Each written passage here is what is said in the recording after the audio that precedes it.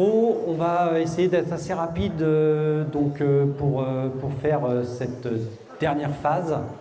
Après les 2 ateliers tournants, donc on va faire un temps de questions. Alors, vous avez peut-être obtenu quelques réponses, quelques pistes de réflexion là sur les différents ateliers, mais s'il y a des personnes qui ont des questions, des situations un peu spécifiques à exposer, si vous estimez que vous n'avez pas eu de réponse, pas eu d'éléments assez concrets, eh ben on peut raborder ça maintenant en grand groupe.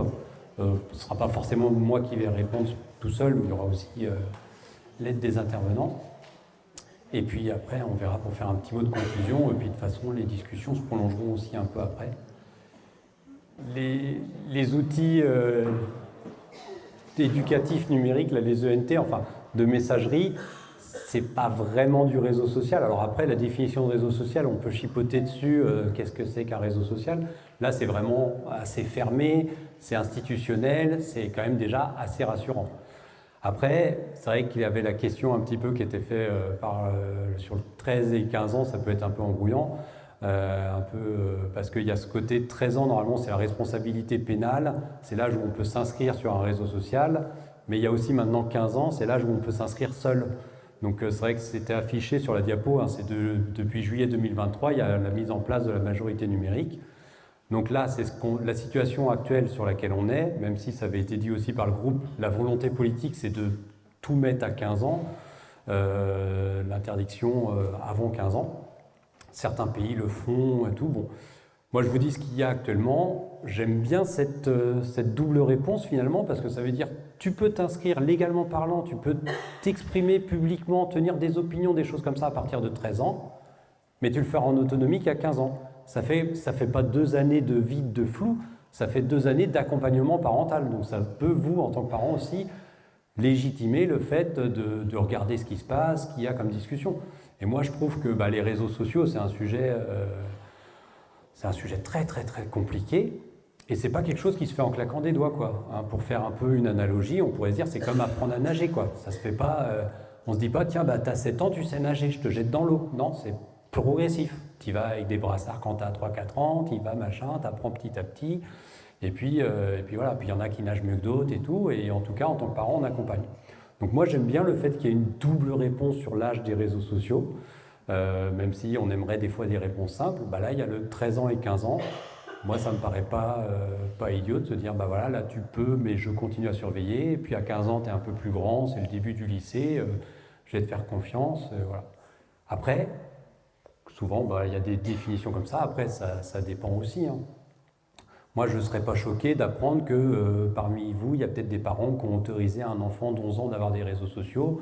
Mais c'est quoi le réseau social? C'est un groupe WhatsApp avec la famille, puis le club de hand, puis c'est tout, quoi. C'est vrai que c'est aussi ça, quand on parle de réseaux sociaux, c'est est-ce que tu communiques avec des gens que tu connais, ou est-ce que c'est open sur le monde entier et des contenus très bien, mais aussi très douteux, quoi. Voilà un peu pour répondre, mais sur le quiz, c'était bien, les 2 réponses étaient acceptées, donc ça passait.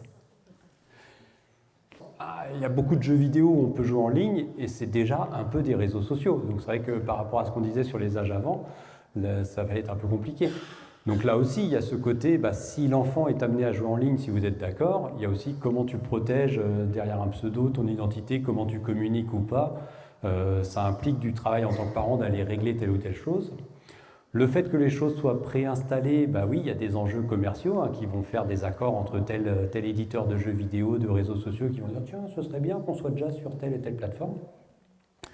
Alors, vous avez le droit de les désinstaller après. Pour aussi relativiser, il y a quand même aussi beaucoup de réglementations qui sont mises en place pour que les utilisateurs récupèrent des droits par rapport à leurs données, par rapport à certaines libertés. L'Europe réglemente beaucoup de choses. Il y a eu, il y a plusieurs années, le RGPD, il y a le DMA, il y a le DSA, il y a plein d'acronymes comme ça. Bon, je ne vais pas rentrer dans les détails, puis je ne connais pas tous les détails non plus, parce que sinon mon cerveau exploserait. Mais c'est vrai qu'il y a quand même, les utilisateurs récupèrent un peu des droits. Et on a peut-être un peu la chance en France, alors ça peut être critiqué aussi comme quoi on réglemente beaucoup, mais on est un pays, même en Europe, où on est assez sensible sur les questions de données personnelles, ce qu'il n'y a pas ailleurs. Donc c'est vrai que des fois, il y a des fonctionnalités qui arrivent en France ou en Europe plus tard qu'aux États-Unis parce qu'il y a des obligations réglementaires dès qu'on traite les données personnelles des personnes, des choses, voilà. Ça va être bloqué. Un dernier exemple, ça va être sur Apple, ils ont un système de traduction en instantané. Et ben en Europe, ça arrivera que dans plusieurs mois parce qu'il faut que ce soit dans le cadre légal, que ce soit un peu défini. Donc c'est vrai qu'il y a un peu tout ça à prendre en compte. Ça peut être un sujet qui vous semble obscur et très très compliqué. Je sais que certains sont très, très militants là-dessus, très sensibles aussi. Moi, je vois une opportunité aussi pour discuter avec vos enfants ou avec des choses comme ça. C'est de se dire, tiens, tiens, je t'ai acheté un téléphone, je voulais pas que tu aies un réseau social, mais il est déjà installé dedans. C'est aussi d'expliquer, tu vois, derrière ce nom sympathique d'Instagram, de je sais pas, de Snapchat ou autre, se cachent des gros groupes qui brassent beaucoup d'argent, qui n'ont pas comme priorité ton bien-être, quoi. Donc ça peut être aussi des discussions qui peuvent être assez intéressantes de citoyenneté, quoi, de montrer à l'enfant que pour Instagram, tu es un produit, quoi. Ils vont analyser ce que tu fais pour TikTok, ils vont essayer de te laisser le plus longtemps possible dessus. Quelle stratégie ils vont mettre en place? Et moi, j'aime bien ce côté... l'enfant, on ne va pas pouvoir être toujours au-dessus de son épaule à regarder tout ce qu'il fait. L'enfant, l'ado, le futur adulte. Donc il y a ce côté aussi, tant qu'à faire en tant que parent, on trouve tous ces trucs-là comme des petites occasions de lui donner de l'esprit critique, de lui donner du recul sur telle ou telle chose, quoi. Je prends un autre exemple, ça peut être, on revient un peu sur les jeux vidéo, avec les dépenses, les achats intégrés. Moi, je trouve que c'est très intéressant de décortiquer comment fonctionnent les boutiques. Tu es obligé d'aller dans la boutique pour avoir ta petite récompense gratuite du jour. Pourquoi c'est comme ça? C'est parce qu'on te fait venir pour que tu sois attiré par les choses et tu te sens obligé d'y aller tous les jours. Et tout ça, c'est des stratégies marketing, psychologiques implacables, très très fortes qui sont mises en place. Et je pense que du coup, déconstruire ces choses-là avec les enfants, ça peut être aussi un moyen de leur faire prendre conscience ils ne sont pas obligés de dépenser de l'argent dans le jeu, ils ne sont pas obligés de faire comme les autres copains, de s'inscrire forcément sur tel réseau, etc., quoi. Donc jouer avec eux aux jeux vidéo, c'est vrai que ça peut être... ça a été dit, je l'ai entendu en me promenant un petit peu, hein, mais oui, c'est vrai qu'il faut s'intéresser aux jeux vidéo. Pourquoi pas jouer avec, ou du moins demander, tiens, t'as fini tel jeu, c'était bien, c'était pas bien, enfin... Quelque chose que des fois on va faire assez naturellement pour un livre lu, pour une sortie, pour je sais pas, t'es allé au goûter d'anniversaire, t'es allé faire telle activité, t'as bien aimé, on en parle. Donc il ne faut pas hésiter à discuter, à faire avec. Et d'ailleurs ça c'est peut-être un peu quelque chose qui va être très intéressant en tant que parent, c'est de s'intéresser quand les choses se passent bien. Ça va vous légitimer quand vous allez interdire quelque chose, quoi. Je me suis intéressé à tel jeu vidéo. J'ai trouvé que c'était sympa, c'était cool, on a joué ensemble, voilà, ok. Si 6 mois plus tard, je vois que tu te mets sur tel jeu vidéo et que je trouve qu'il n'est pas terrible, en tant que parent, je vais pouvoir dire, ce jeu-là, je ne veux pas que tu y joues, en fait, je ne suis pas d'accord. L'enfant, il ne va pas se dire, tiens, les parents, ils sont relous, ils sont anti-jeux vidéo. Non, c'est juste que dans ce jeu vidéo-là, il y a quand même beaucoup de violence, de sang, de nudité ou de choses comme ça, et c'est ça qui pose problème. C'est que je ne suis pas contre telle chose, quoi. C'est un peu tout pareil. Tout à l'heure, j'entendais dire comme de dire le rock, c'est nul. Là, je sais plus. Oui, c'était ce côté-là, quoi. D'un point de vue éducatif, c'est pas toujours se mettre en opposition, de mettre des barrières, des interdits comme ça. Non, ça marche finalement pas toujours très bien. Il vaut mieux plutôt expliquer, analyser, et puis amener des billes, de la réflexion, un peu de recul, quoi. Et puis, les jeux vidéo, il y a vraiment plein de choses. Il y a beaucoup de choses très très intéressantes, très constructives. J'entendais aussi parler que ça développait des compétences. Voilà, c'est une activité de divertissement, d'apprentissage qui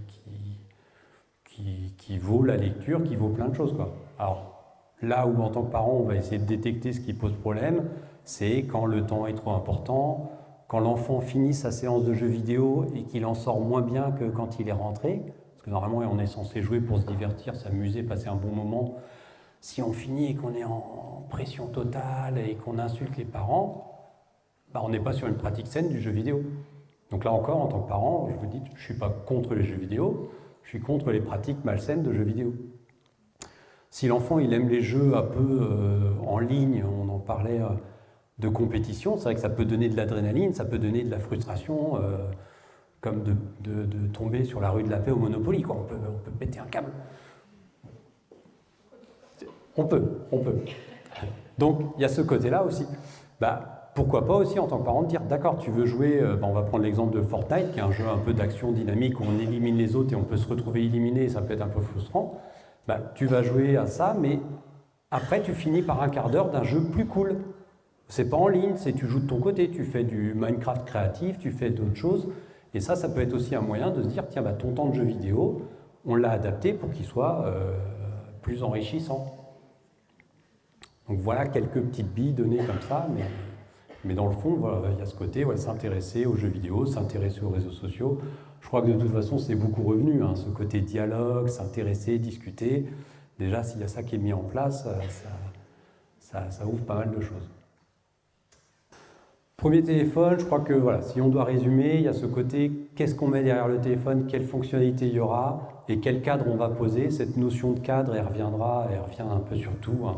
C'est vrai que c'est un outil, c'est un multi-outil, donc on va le cadrer. Comme votre enfant vous dit, tiens, je peux sortir voir un copain, bah, ça dépend de l'âge, ça dépend de quoi, ça dépend jusqu'à quelle heure, ça dépend, il habite où ce copain, ça dépend si je sais que tu sais traverser la route en regardant à gauche, à droite, à gauche, enfin bref. Tout ça, ça va se conditionner un petit peu. Donc il y a tout un cadre à poser, à définir. Le faire conjointement avec l'enfant, ça passe toujours un peu mieux.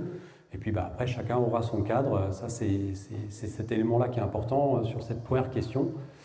Sur la durée d'écran, là, je vais juste faire une analogie. Sur le temps d'écran, vous pouvez faire la comparaison avec l'alimentation. Quand tu as du temps libre, tu fais des choses variées, etc. Bah, l'alimentation, c'est pareil, il faut manger un peu de féculents, un peu de légumes, puis un peu de chocolat, un peu de trucs. Bah, les écrans, ça va être pareil, c'est d'expliquer à un enfant, et ça peut être très très jeune, de dire faire des écrans c'est bien, mais il ne faut pas en faire trop. Ce qui pose problème, c'est les excès. Hein, donc, comme le chocolat, tu manges un peu de carré de chocolat avec ton pain au goûter, d'accord. Par contre, si tu te mets à 2 tablettes par jour, c'est pas terrible. Même une, déjà, je crois que c'est un peu trop. Mais bon. Donc voilà, il y a cette comparaison, moi je trouve, avec l'équilibre alimentaire qui peut être intéressant. Et puis ça parle aux enfants très très jeunes, quoi. C'est de dire, voilà, bah non, là, toi, t'es petit, donc t'as que tant d'écran, et voilà. Les contenus mauvais et les contrôles parentaux, le sujet, il va un petit peu ensemble. Les contrôles parentaux ne remplaceront pas le dialogue, les situations des parents, parce que les enfants, un jour, pourront tomber sur des contenus, on ne peut pas tout prévoir, on ne peut pas les enfermer dans des bulles. Hein. Enfin, on pourrait, mais on serait peut-être accusé de maltraitance, ça serait peut-être pas terrible. Mais donc, il y a ce côté, voilà, il y a le risque de contenus qui sont mauvais, donc il faut les prévenir, il faut les écarter de tout ça. Et puis, si le dialogue a été instauré aussi, un enfant qui tombe sur un contenu choquant, il va venir en parler, il va venir en discuter. La pornographie, c'est souvent l'exemple qui revient. Donc, c'est un sujet qui est délicat, qui peut être assez sensible, mais c'est vrai qu'on ne va pas laisser la pornographie faire l'éducation sexuelle des adolescents. Donc là, il y a ce côté, peut-être qu'en tant que parent, on n'est pas à l'aise pour en parler, mais en tout cas, on ne va pas déléguer ça à la pornographie, parce que la pornographie n'est pas du tout de la sexualité. Et un adolescent en construction, avec les hormones et tout ça, enfin, c'est très dur de faire la part des choses. Donc il y a aussi beaucoup de choses à déconstruire par rapport à ça. La gestion des réseaux sociaux, il y a la gestion un peu de cette histoire de contenu. Sur les réseaux sociaux, on a parlé tout à l'heure avec le 13-15 ans, mais je pense que vous pouvez mettre des limites, des choses comme ça. Je vais prendre un petit exemple aussi, parce que des fois ça revient, des personnes qui disent tiens, mon enfant, je ne lui permets pas les réseaux sociaux, mais les copains, les copines sont dessus, et il y a ce côté isolement. Donc c'est vrai que ça peut paraître être un problème, se dire je ne suis pas un bon parent, ou je fais pas comme il faut, je fais pas comme les autres, bref, ça peut être une situation qui est compliquée. Mais des fois, vous pouvez aussi proposer de trouver des remplacements aux réseaux sociaux. je sais pas, ça peut être un groupe de copains ou de copines qui se passent un cahier où ils se mettent des mots, ils se les transmettent, des trucs comme ça, et puis ça montre aussi que c'est de la communication en différé, et puis ça montre aussi que c'est intéressant. En tant que parent, on peut aussi dire, il y a un mois c'était la rentrée, t'es pressé de revoir tes copains, tes copines? Oui, non, pas spécialement, enfin parce que je sais tout de leurs vacances, j'ai déjà tout eu. Mais des fois c'est bien aussi de quitter quelqu'un, de ne pas parler avec quelqu'un, de ne pas avoir de réponse de ses amis pendant un week-end, parce que comme ça, on les retrouve, on est content de les retrouver, de se raconter des choses. Donc ça aussi, c'est les adolescents, ils commencent à communiquer, leur groupe d'amis est très important. Donc il y a aussi, en tant qu'adulte, on peut dire, bah, tu sais, la communication 24 heures sur 24, quand tu es ado, c'est un peu ce que tu as envie, mais finalement, il y a du bon aussi de rendre les échanges un peu plus précieux. Ton meilleur copain, il est parti faire une grande compétition nationale de, je sais pas quoi, d'athlétisme à Paris. Tu as envie qu'il t'envoie des messages tout le temps pour te donner des infos? Ben non. Laisse-lui couper, aller faire son truc, et il te racontera ça après, et ce sera meilleur, quoi. Il y aura plus d'infos. Contrôle parentaux, alors je ne sais pas s'il y a des ressources ou pas qui ont été données, enfin j'en donnerai un peu après. Il y a le site jeprotègemonenfant.gouv.fr qui donne aussi pas mal d'éléments sur comment mettre en place, hein, parce que en termes de logistique, ça va être ça qui peut être intéressant. Et puis pour conclure, je vais reprendre un peu cette idée globale, c'est que le numérique, ça soulève plein de questions, plein de choses. J'ai fait l'analogie avec la natation, ça peut être avec le vélo, voilà, il y a ce côté en tant que parent, intéressez-vous, placez un cadre progressif, et puis comme ça, du coup, vous pourrez déjà avoir enlevé pas mal de problèmes. Mais il y a un petit mais quand même, il faut savoir que l'adolescence, entre autres, ça peut être un âge de transgression, hein, c'est un âge aussi où on aime bien tester le cadre, ça fait partie du développement de l'enfant, c'est normal, hein, il veut s'affirmer en tant qu'individu, se démarquer de papa-maman, donc il va tester ce cadre-là. Tant que le cadre il est là pour le bien-être de l'enfant et tout, votre enfant il vous en voudra jamais, hein, après, voilà. Moi, j'en veux pas à mes parents qui m'interdisaient de regarder Caillou survivant. Et quand j'y repense maintenant, je me dis oui, c'était quand même un peu spécial d'avoir 8 ans et de voir un gars qui faisait exploser les boîtes crâniennes des autres dans le club Dorothée.